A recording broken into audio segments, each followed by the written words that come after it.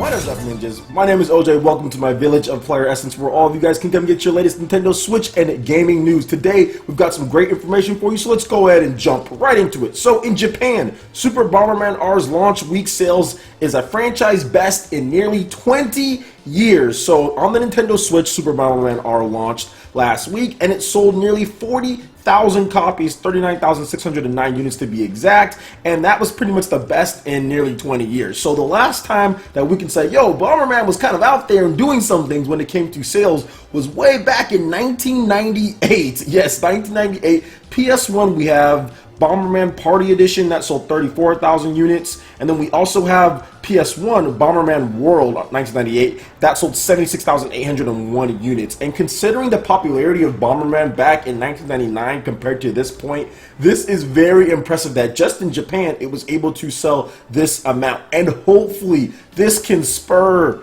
Konami to get back into maybe just doing smaller 2D games, doing the small ones like this with their franchises. They have a number of different franchises they can use, but the big one that I really want to see come back is Castlevania. They can take the Unity engine, they can make another pretty cool, simple 2D Castlevania game to kind of get back into it. Super Bomberman R does have its issues, but once it gets patched up, I do feel that it's going to go from an okay Bomberman game to a really great Bomberman game, because there are some control issues at this point, some online lag and stuff that I experienced. So I'm kind of waiting before I start really playing that again to that patch. But when I played it in single player and I just saw the mechanics and kind of how they're doing things and the personality of the characters, it definitely seems good. It definitely feels good at times when it's working correctly and when the controls are right there, especially single player. That was fine. It was really the multiplayer and I guess sometimes the single player. But once they get that fixed up, I do feel that it's going to be a pretty good Bomberman game, and I think more people are going to pick it up as the price drops and the weeks go on with the Nintendo Switch.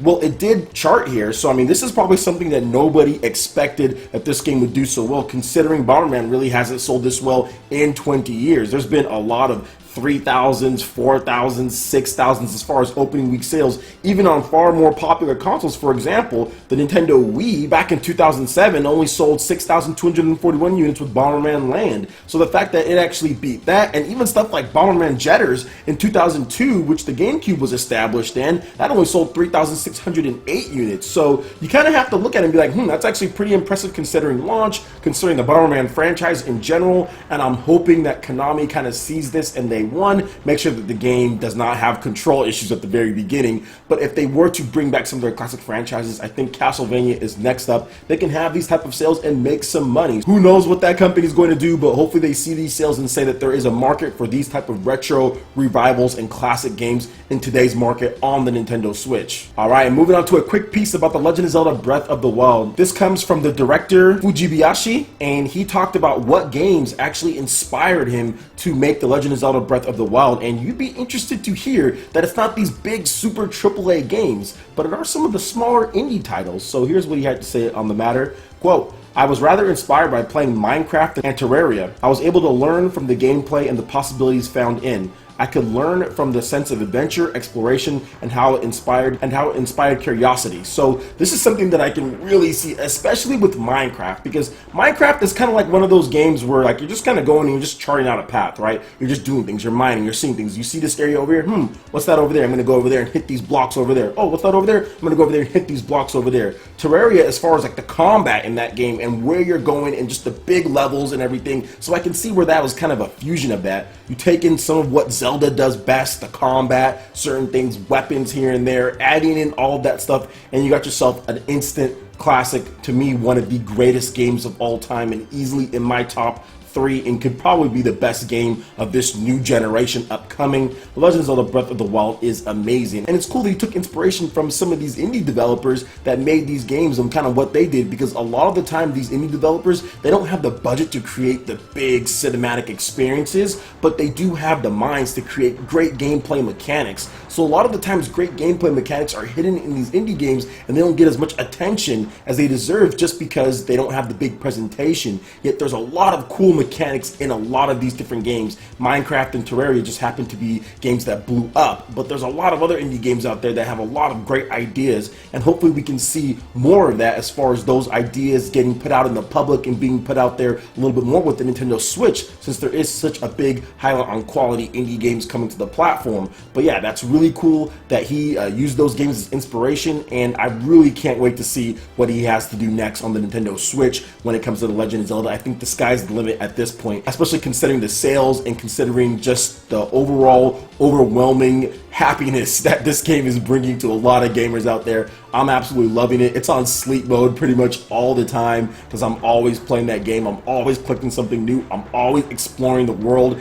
And what did I tell you guys? I just got to say this real quick. I don't want to try to rub it in, but there was a lot of people that were saying, oh, well, I can't believe you're defending DLC and all this. What did I tell you guys? This game has more content than any game released this generation. Easily has more content than any game released this generation. When they're giving this DLC, trust me, it is going to be an added experience. It is not going to be something cut from the game, because they didn't cut nothing. They left everything, and they gave it their all with this game, Breath of the Wild. So yeah, it's going to be really, really fun when they start adding in that new DLC, the new hard mode. Oh my gosh, the game is already hard enough as it is. I cannot wait for that hard mode. They're going to have to retweak and really think about things if they want to make this game harder than it already is, because a lot of enemies can already kill you in one hit. So man, I cannot wait to see what they have to offer in addition to that story mode DLC coming out at the end of the year. A lot of good stuff coming up. Love The Legend of Zelda Breath of the Wild. Let me know you guys' experiences with the game in the comment section below. Alright, and lastly, ninjas, we got some Mario Kart 8 tech specs or technical specifications. Mario Kart 8 Deluxe, that is. So the game will run in 1080p 60 frames per second with 1 or 2 players on screen, 30 frames per second with 3 or 4 players on screen, but still 1080p. So during a meeting with Nintendo at PAX East this year, the docked resolution and frames per second performance of Mario Kart 8 Deluxe on the Nintendo Switch, we spoke directly with Nintendo. When docked, Mario Kart 8 Deluxe will run at 60 frames per second and 1080p. It will hold that resolution when docked no matter what. When split screen with 2 players, the game will maintain 60 frames per second and 1080p performance, but it will drop to 30 frames per second in 1080p when 3 or 4 players come for split screen local play. They were unable to confirm the frames per second performance when the game was not docked. So you're probably looking at 60 frames per second and 720p, and then tabletop mode, maybe you're gonna get 720p, 30 frames per second, but we don't know what that is going to entail. We still have to wait. They did not say that, because you can play the game just tabletop mode, 2 players only, but we don't know the frames per second. Could be 60, could be 30. I mean, I'm guessing that it would still be 60 frames per second in tabletop mode. I don't think that they would take that away. But yeah, it does seem like it would be 720p, 60 frames per second, but they weren't able to confirm that. And I'm really excited for Mario Kart 8, really excited to get back into it and actually have a really nice controller to play. Now, not like the Wii U Pro controller is bad, but this controller is really nice. Cannot wait to play some Mario Kart, play online with some of you dudes out there, because it's definitely going to be lit on the track when we're racing it up. And I love the new mechanics that they've put in. You've got a whole new battle mode which you can play offline and online, which was going to be pretty fun.